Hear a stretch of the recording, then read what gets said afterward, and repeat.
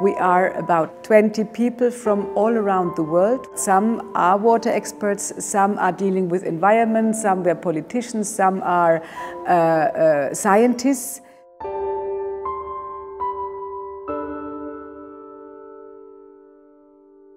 We all use our experience to contribute to the board in such a manner that we can make the best recommendations to the Secretary General.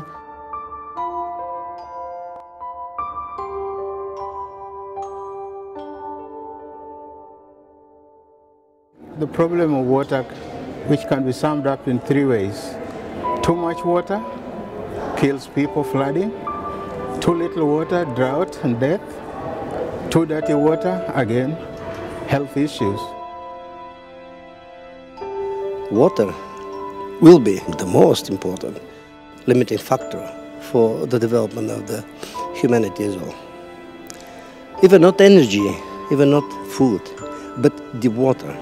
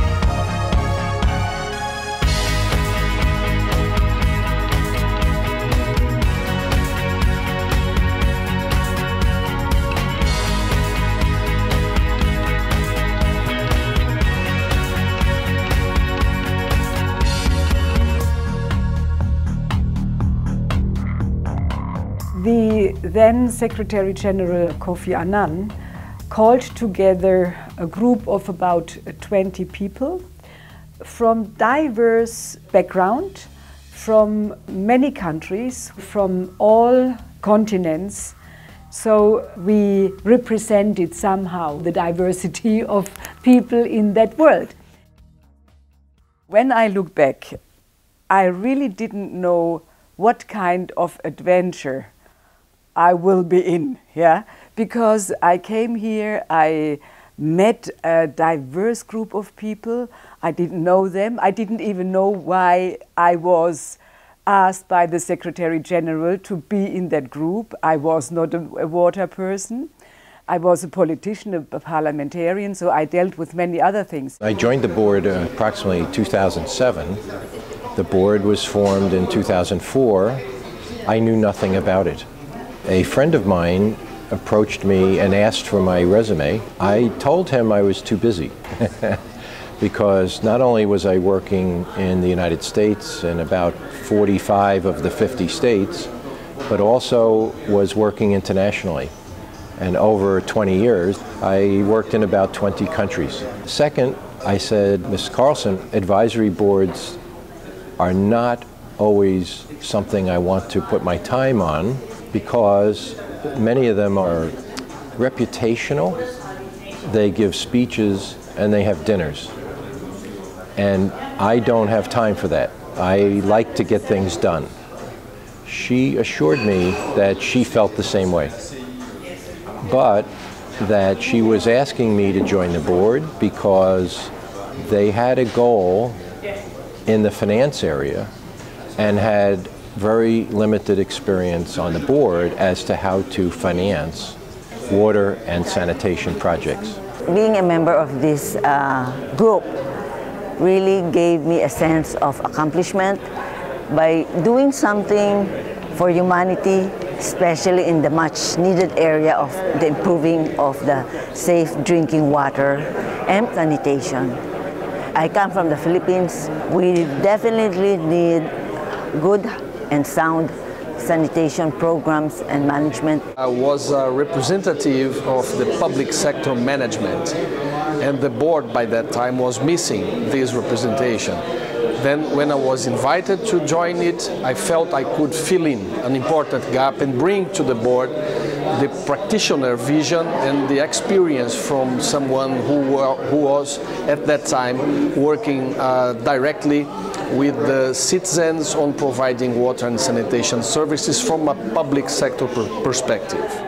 I'm a water practitioner. I have helped to improve water management, water services and sanitation services in many countries, in all continents. And when I had the opportunity to do something at the UN, I hesitated because the UN are very far from the real life and the real world, and I hesitated a lot. But my experience is that many people don't have access to safe drinking water and real sanitation, and that the reason for that is not technical, it is not financial, it is a question of governance and political willingness. I didn't agree to be a member of UNSGAB, I insisted on being a member of UNSGAB because what we found in 2004 was that there weren't enough views being integrated into the work of the board. Specifically, we said there were 4 voices missing from the board. One, crucially, a public operator was not there. Second, the workers, who are either able or not to do a good job. Third was a voice for women, specifically women's organizations. And fourth was civil society. So we pressured the Office of Kofi Annan to be welcomed into the board, which we finally were.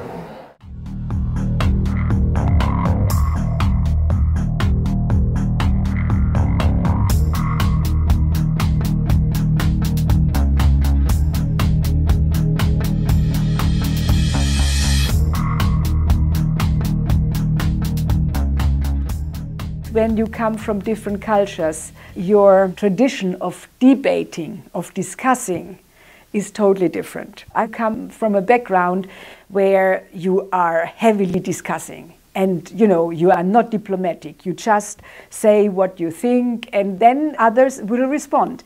This was very difficult to handle at the beginning. Our first chair, he was not accustomed with such a group that was fighting, discussing, and he was somehow lost, how to bring this group together and create a consensus. The first meeting was quite difficult. There were very great differences in how people presented themselves. There were ministers who wanted to read long speeches. There were people who just wanted to advocate a particular path.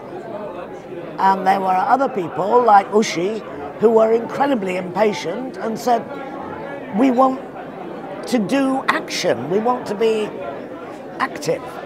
You had people in the board from the private sector, you had people who were coming from unions, you had activists, you had former ministers, So, you had people from Asia, somebody with an activist background like me. How do you deal with a crown prince of Japan, an imperial highness, or a prime minister? So this was quite the architecture of our board.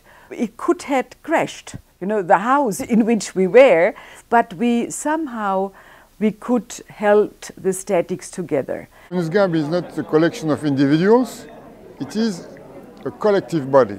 I think it was also my duty as a vice chair to look internally, so to keep the balance, because we were very controversial at the beginning. I think it took about 2, but maybe 3 years before all of the rough edges went, and then we were able to get a consensus about the way forward.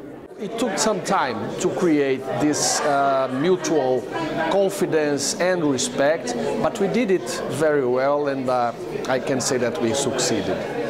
Your Majesty, Excellencies, dear Chairperson UGI, distinguished board members of UNSGAB. We got immediately a consensus together that we said, we are not a debating club. We want to implement, to do things. We want action. We did not discuss things with the end of having discussed something, but we always discussed how to get others to do something. We knew that there were a lot of conferences on water, a lot of fora where many resolutions have been passed, but the decisions were not put in place.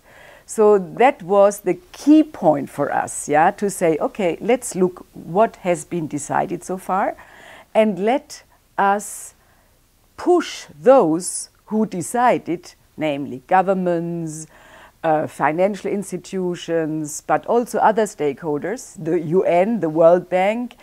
Let us push them to do what there was decided before.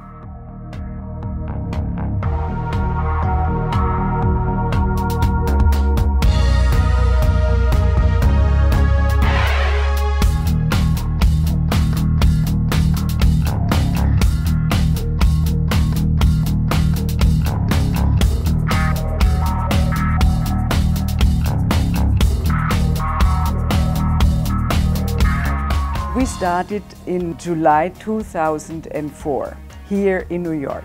Now we are again here in New York, where our journey ends.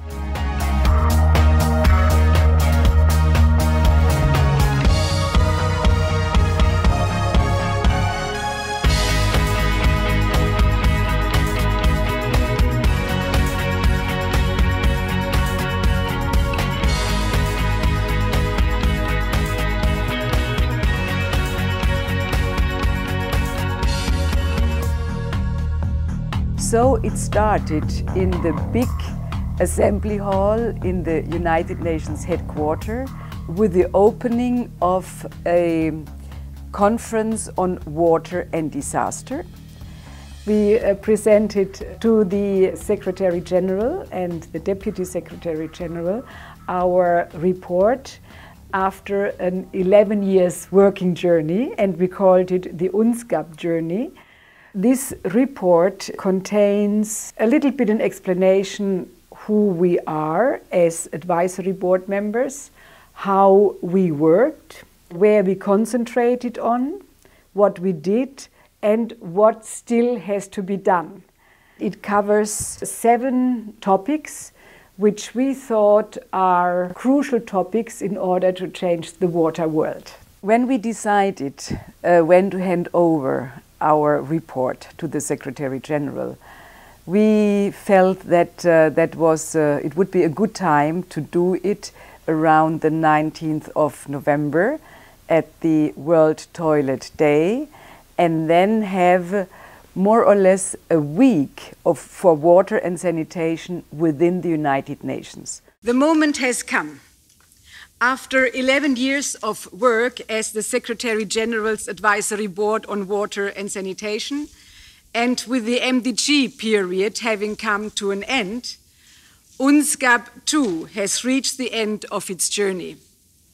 It is an honor to welcome all of you to our official closing ceremony, which concludes not only our 25th meeting, but also our mandate. UNSGAB is completing its long journey of 11 years. Since it was established in 2004, 1.4 billion people have gained access to improved drinking water sources and 1.2 billion to improved sanitation facilities. The pace of the gain since 2004 compared to the previous period of 1990 through 2004 was 20% faster for drinking water and 30% faster for sanitation. It's a great pleasure to join you this morning, rounding off 11 years in which UNSGAB has been a key player in the global team working so hard to solve the planet's foremost water and sanitation troubles. It's good to be in your midst again, between friends. It takes me back to the early years when UNSGAB was still a new kid on the UN block. Those early years when talking about sanitation, toilets and hygiene was still a taboo in many places. When we started, we saw that sanitation was not taken care of. It was not a topic in the orbit of the UN, and it was a taboo.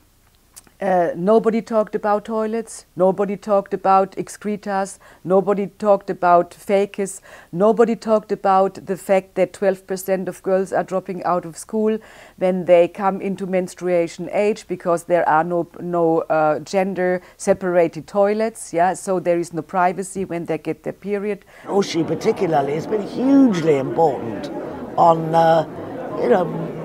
making sanitation, toilets, respectable sort of words. Then we went on to the celebration of World Toilet Day, which our board has so much supported. I like to celebrate World Toilet Day because this is a big achievement, and when I passed from the hotel to come to the UN headquarters, I saw on one side an inflated toilet, huge, wonderful, yeah, the sun was shining and everybody could see it. Some meters ahead there was a booth where you couldn't look in, but when you sat in you had the feeling that you defecate in the open. That's really a two-way mirror, huh? That would be creepy, yeah, I would think so, yeah. I think a guy didn't even know that I was in there, but he made direct eye contact. He didn't know I was in there, but he looked right at me and I felt weird. I thought he saw me. And this, I think, is very important because water and sanitation was not a topic on the international agenda. So we wanted to bring it high up on the international discourse. And now we have the third World Toilet Day celebrated just yesterday on the 19th of November. I think it was really a big success from our work to get sanitation in the mainstream since 2008. Very interesting. A group advocating for toilets. It gave me like a very naked feeling. You know, almost exposed, and I can really understand how for a lot of human beings it can be like dehumanizing.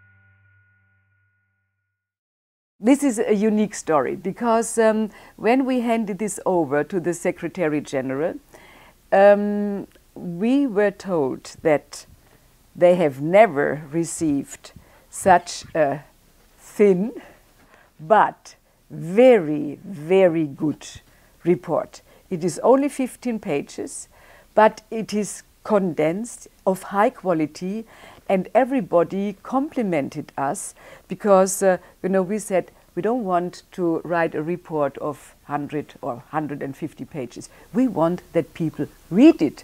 Our role is not to write thick reports that nobody reads. We said we have to select potential actions that others can do, because we are not an implementing board, we have no action by ourselves, we can only convince people to act. This is far more ambitious than the Millennium Development Goals, because all water challenges are addressed: universal access to safe drinking water, universal access to toilets, water resource management, efficiency of water users, wastewater management, which is completely new in the UN system, ecosystem protection, official development aid, public participation, and water-related disasters. That's a lot. 11 years are a lot of time, and we had time to accumulate a number of frustrations, a number of disappointments, but most of all, we have accumulated a great number of achievements, and we are very proud of it. I can give you a concrete example, the simple fact that we could put in the top of the agenda themes like open defecation, like menstrual hygiene, like wastewater, themes that 11 years ago weren't even in the agenda.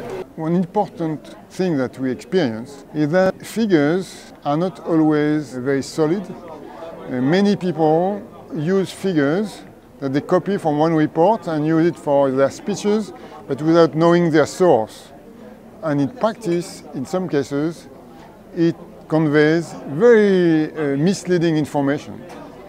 For example, we discovered some time ago now that the numbers that are used by ministers, by governments, by the media for giving a size of the number of people who don't have access to safe drinking water are not the right ones. They tend to copy UN statistics, which is the number of people who are not sharing their water source with animals. When we discovered that, we said to the UN statistical people, hey, we have a problem, because your figures are used in a different way. Can we do something? Can you improve the way you communicate on that? The goal was safe drinking water, but the indicator was improved water source. So there is a mismatch, because not each improved water source had really safe water. If you have a well which is covered, still the water inside can be contaminated. To have a covered well as an indicator is not enough to say this is safe water. I'm sorry, that's not enough. It's got to be safe. And so when we say safe means safe, the proposal for me is anybody who says that, they should take a cup of that water and drink it themselves to prove that it is safe. Because too many people are dying, too many hospital beds are filled with people drinking unsafe, so-called improved water sources. It took some time, but really they improved their way of communicating, and they disclosed the fact that in practice the number of people which do not benefit from safe water is 3 times the number that was disseminated widely throughout the world before. The best estimate is that every day 1.8 billion people are using drinking water that is fecally contaminated, so dangerous for the health. 1.8 billion. This is a high number, more than 1 out of 4 people. We have other figures that are also impressive, which is the fact that human activities pollute the water resources we use.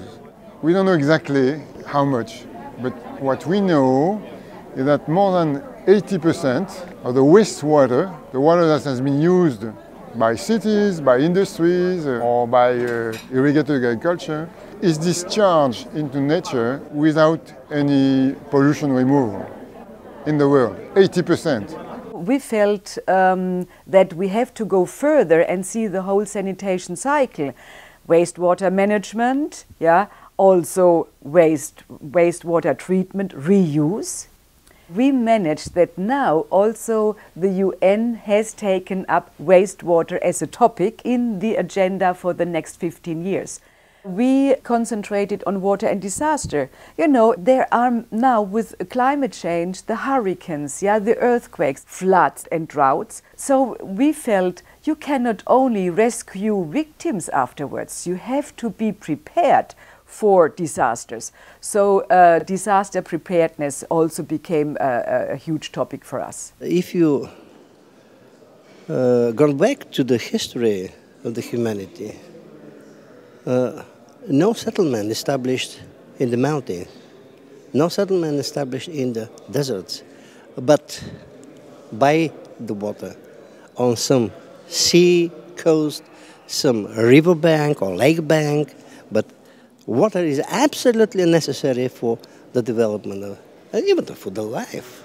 Obviously, water is going to be a critical element in the whole adaptation to climate change. It's going to require adaptation measures of a fairly large scale, because it's very clear that in parts of Africa, Senegal, for example, climate change and water scarcity in general is actually pushing people to migrate. And we also know a number of examples where water scarcity is causing conflict, and conflict causes people to migrate. So all of these things are linked together. The water is the first signal. It is the first victim of climate changes. Colombia, like Bolivia, Peru, in Latin America, but many other Asian countries, are also suffering with the melting of the glaciers. These countries have glaciers which have been very important, not only for the environmental development, but also for the social and economic development. And these glaciers, due to climate change, are melting. And this is a big concern for us environmentalists. Unless something absolutely wondrous happens at Paris, we are going to have continued climate change. We're going to miss the 2-degree target. And any element of increase in global warming will have an important impact on the whole of the global water cycle, and with very big implications for people.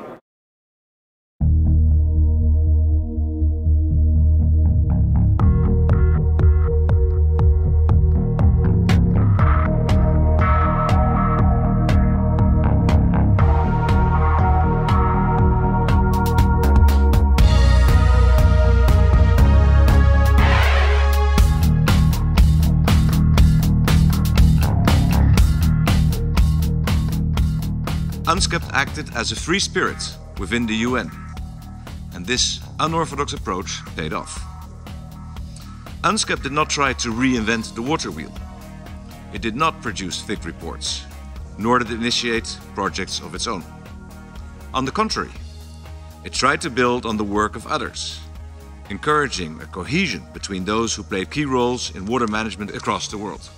In this way, it led the way in breaking down the barriers between different communities and forging effective coalitions within UN bodies, financial institutions, regional development banks, and private foundations.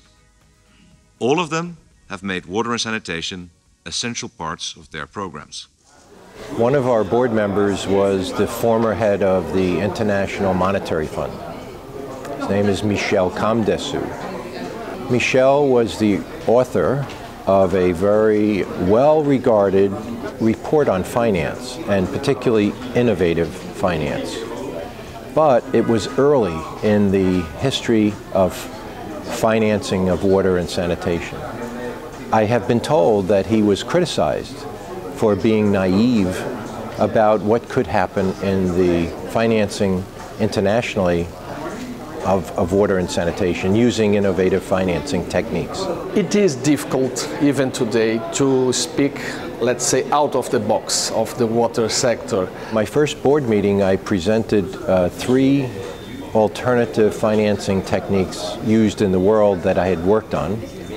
And that report and sort of set my expertise to the board, but validated his work and the direction of the goal that the board had in this area, namely that financing in local currency capital markets was achievable, that innovation and leveraging was eminently possible, and in fact had been done and could be done more. When people say, what is leveraging? I say, have you bought a car? Purchased a house? Yes. Did you put 100% of your equity down to buy the car or buy the house? No, we didn't. We went to a bank and we borrowed money. I said, then you leveraged. And you leveraged in your own currency. You didn't go to Japan and borrow yen to buy your house in France with euros. That's not done, okay? Or it's very expensive, or there's risk. So point number one is I try to approach financing of infrastructure for water and sanitation at the governmental level, subnational to national, with simple explanations that people experience in their own life. Because no matter how large the financing is, the same principles apply. You've got to bring the local governments into the picture. Because at the end of the day, they are the ones who are going to deliver safe water and handle the wastewater. And say to them, you're responsible. Here's the tools. Some of the tools include monitoring, some of them include measuring, but how then do you bridge that gap? And this is a gap that remains today within the UN system and within national governments, is that the local authorities are the poor cousin, the country cousin that is not really taken seriously. That is not given, for example, the financial tools. Local authorities have very few tools to raise money. That they need professional civil service that is not dependent on which party wins the election for the mayor. Our chair, the Crown Prince, and I went to visit the World Bank president, and we challenged them to approach financing of water and wastewater differently, more consistently with our goals, which are, again, develop the local currency capital market, spend some of your money on corporate management governance, teaching people how to prepare their projects to be able to finance them. What we said was we need at the global level to create a mechanism to allow these public municipal utilities to work together to strengthen the capacity so that they could then develop long-term plans. They could then access and use financing appropriately. And this first hot debate resulted in the proposal from Secretary General Annan to create the Global Water Operator Partnership Alliance in UN Habitat, which is the agency responsible for cities. So that was one of our early successes that started out of controversy and ended up in consensus. In the early days, there was friction between the people who came from the private sector and the people who thought the private sector should have no role. So there was a lot of negotiation about how the Water Utilities Partnership should actually operate. So the fact that we set that up and then it got its freedom with then coming under Habitat, I think was a very important achievement in the first place. And it also set the tone, because if we could agree on something that was so divisive right at the beginning, then it became very much easier as we went on. What helps people to get together is when they have a common goal. Even if they come at that goal from different technology, expertise, or life experience. And while that is a positive, it takes leadership to always bring together collegiality, teamwork, resolution of conflict. And I believe the chairperson in this particular case, with Mrs. Ide as vice chair, had an enormous influence on the culture and the working relationships that evolved on the board. What many people don't know, we worked for 11 years as volunteers. We were not paid. Even we had no money for our activities. So we had to knock at various doors, at governments, foundations to sponsor our activities, so to say. And we could only meet when a UN member state invited us and hosted us and paid our meetings in the respective country. We managed to have 25 meetings in these 11 years because our partners were so convinced ultimately that we are doing good work that we didn't have problems to find member states who invited us. We have completed a good job, so to say. We have a legacy left over and others have to take it up. And I think how it was received today here in the United Nations headquarters by many of our interlocutors was very, very satisfying. We have really lived up to our aspirations, to what the then Secretary General said. We have to be honest, we have to be open, we have to be frank.